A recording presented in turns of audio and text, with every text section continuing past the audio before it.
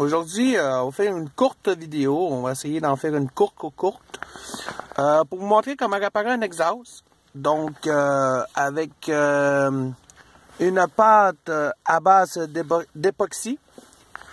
Et vous vérifierez sur ces pâtes, ils vont vous indiquer les applications idéales et convient. Donc, aujourd'hui, c'est ça, on va réparer un trou dans un Y d'exhaust sur un Pontiac Sunfire 2000 à l'aide de cette petite pâte et de ceci, des studs, et de papier sablé pour nettoyer la surface. Donc, c'est ça, on va commencer par vous montrer ce petit produit. Donc, J-Bewell Steel Stick. Et on va aller nettoyer la surface et on va vous présenter le reste de la vidéo après. Donc c'est reparti, on va démarrer le véhicule parce que la surface devra être légèrement chaude. Et en même temps, je vais vous montrer le bruit qu'il fait.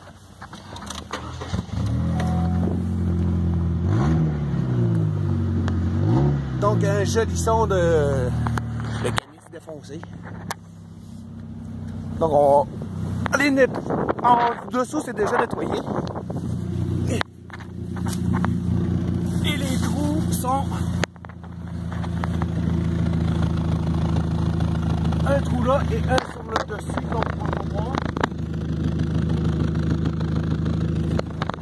Donc je vous mets en pause, je reviens. Donc vous voyez avec les deux petits studs qu'on a mis ici et en haut.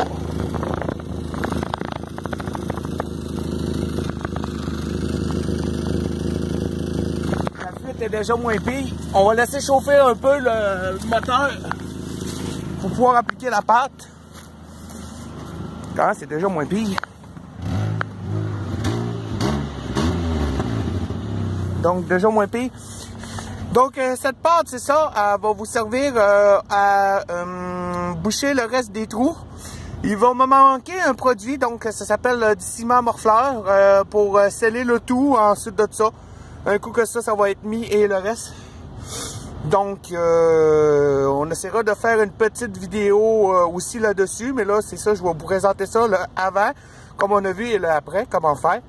Et il est important, je rappelle, de vous nettoyer les mains, d'avoir les mains propres avant de manipuler cette pâte-là. Et de vous la laver après. Parce qu'elle doit être propre pour pouvoir l'appliquer. Donc, je vous reviens. On va en préparer un petit peu et je vous reviens. Donc voilà à quoi ressemble la pâte avant le mélangeage et après. Donc on voit la différence de couleur. Et elle doit être légèrement chaude au toucher. Hein. Je vous rappelle qu'elle doit être légèrement chaude au toucher. C'est signe qu'elle est prête. Lorsqu'elle est chaude, lorsque vous sentez la chaleur se dégager, c'est signe qu'elle est bien mélangée. Donc on mélange bien. Et on va aller en dessous du véhicule, appliquer cette petite pâte. 11% de charge restante. Et mon Dieu, on va essayer de faire ça court. Donc, je vous reviens.